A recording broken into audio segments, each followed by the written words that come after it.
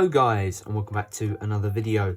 This video is an unboxing slash review of the BF 110C/D from Italieri in 1/48 scale. I don't do many of these types of videos, as most of you will know, mainly just because there's so many people out there that do them and I'm not very good. So yeah, the main reason I'm doing one of this particular kit though is that I'm going to be doing a build series on this kit as a diorama. Now, just to run you through what it's going to be, in the Second World War, these came over in the Battle of Britain, and the village that I live in, one of these came down in one of the fields, and there's a few pictures online. Actually, I'll put it up here.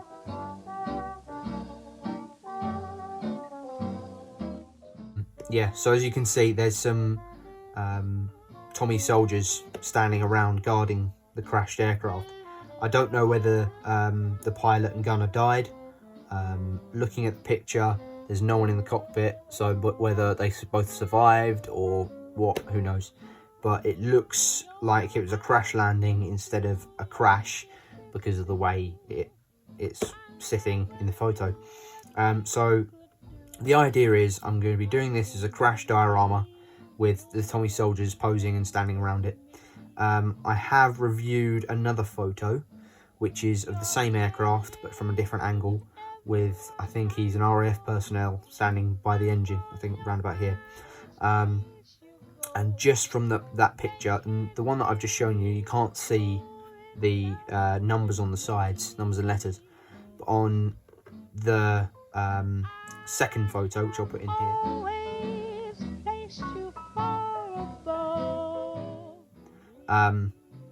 as you can see, you can see the markings on the side. It's not very clear, as you can see, but it looks to me like it's 30KB.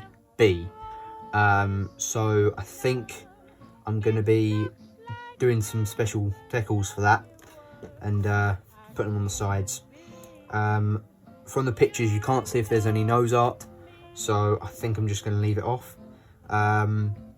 From that picture you just saw, you can see on the rotors they have a white ring on them. It looks white, it might be yellow, but I think it's white, so I'm going to be doing the rotors in, well, with the white ring, black with the white ring. So yeah, that's the reason I bought this. So as I said, we're probably going to be doing a build on this kit on the channel. So yeah, let's get straight into it, shall we? So I've just opened the box off camera just to save a bit of time. So yeah, just from opening the box, you can see on here, we've got the decals, all the markings, everything else, the instrument panel, and looks like some servicing information for the crew, the ground crew. Some nose art, I think there might be some there as well. Obviously the lettering, and then obviously the big German crosses.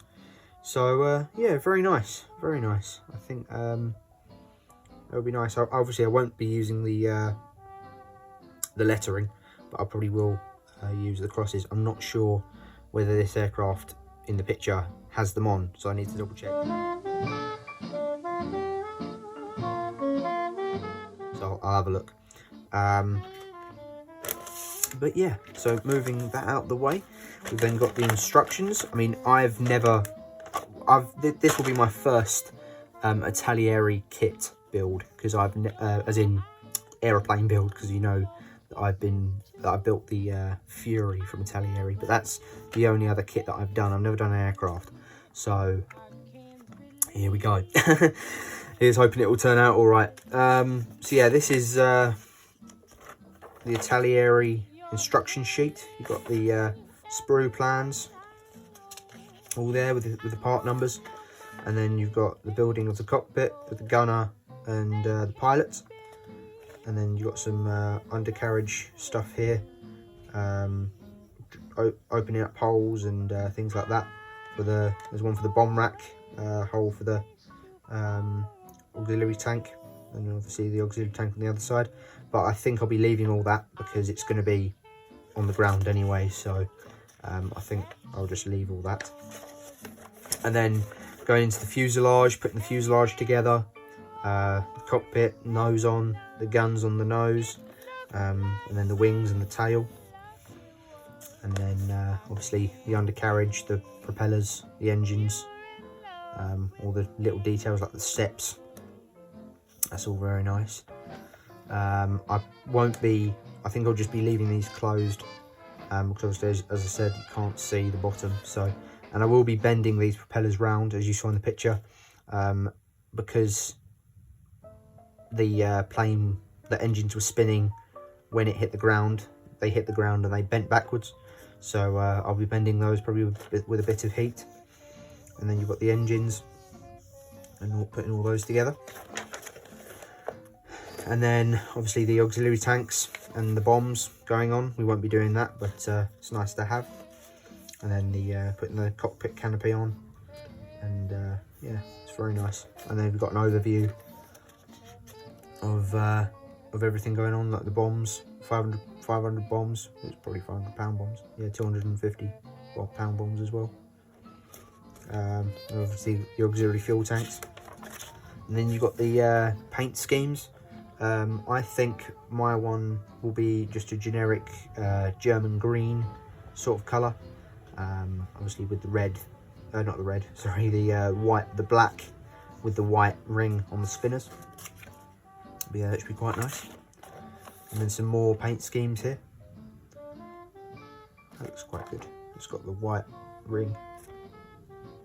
But I don't think this is the same type. I think it's different. In the picture, you can't really tell. So I'll probably study it more and just have a look. And it might have been something like this, but I don't know. So we'll have a look. But yeah, and then obviously you got one more colour paint scheme on the back, which is very nice. And these are all different years. This is 1939 in Poland, and then you've got 1940, 1940, 1942, 1943. So they're all different dates, which is quite nice. So then if you're doing a themed build, then you can paint it to the particular colour scheme. So what I'll do is I'll stop the video here, open this bag, and then we'll get to the sprues. So I'll see you in a sec.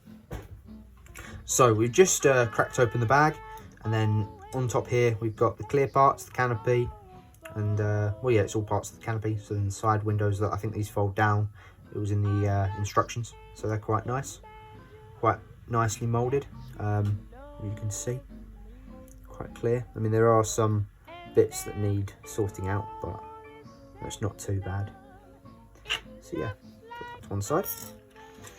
And then these are the bombs, and looks like the auxiliary fuel tanks. They're quite nice.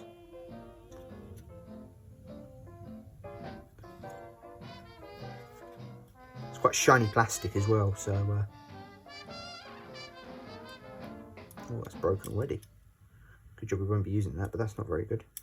So fine, it's broken.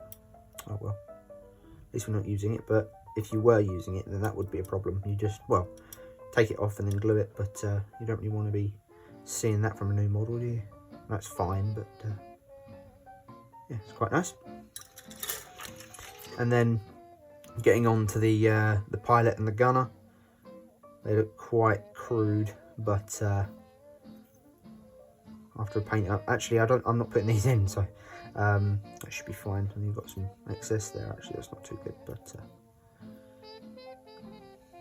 you've got some mould lines which should be easy enough to get out. And you've got the wheels, which obviously I won't be using yet again. One of the propellers there, and then all the cockpit, some moulded detail, moulded buttons there. Looks like they flaps. I don't think they are. I think it's something to do with the bombs, but yeah, it's quite nice.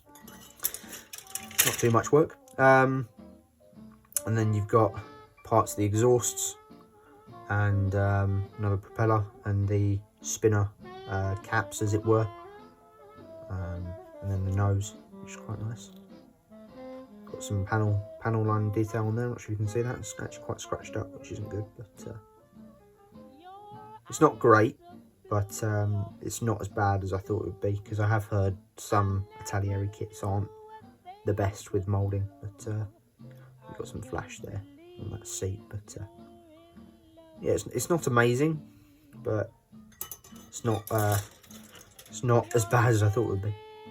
And then you've got the wings, the bottom half of the wings.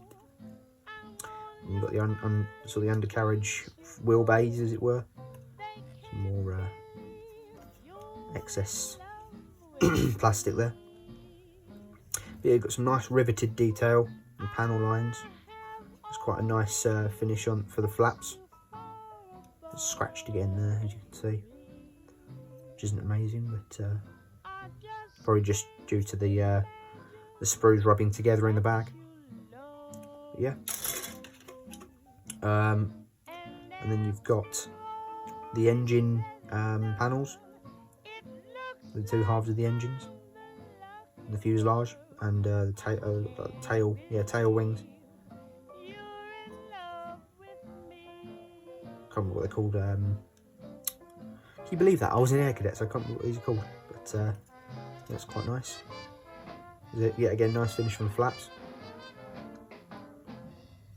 Oh, there's some marks from the moulding there, but shouldn't be too bad. But yeah, some detail inside the fuselage, which should be quite nice when painted up. One thing I noticed actually, for the wheel on the Airfix kits, because I have built quite a few of those. This is one separate part, but on this it's two halves that are moulded. It's quite different. But yeah, and then going on to the last piece in the box, obviously the top of the wings. Yet again, nice moulded detail. You've got some sink marks there actually from moulding. I'm not sure if no, they're not sink marks, just marks from the moulding. But it's probably set slower. But yeah, some nice panel lines, some riveted detail, and then obviously the texturing again on the flaps. But yeah, it's quite nice. So that's pretty much it for this review. Put this back in the box.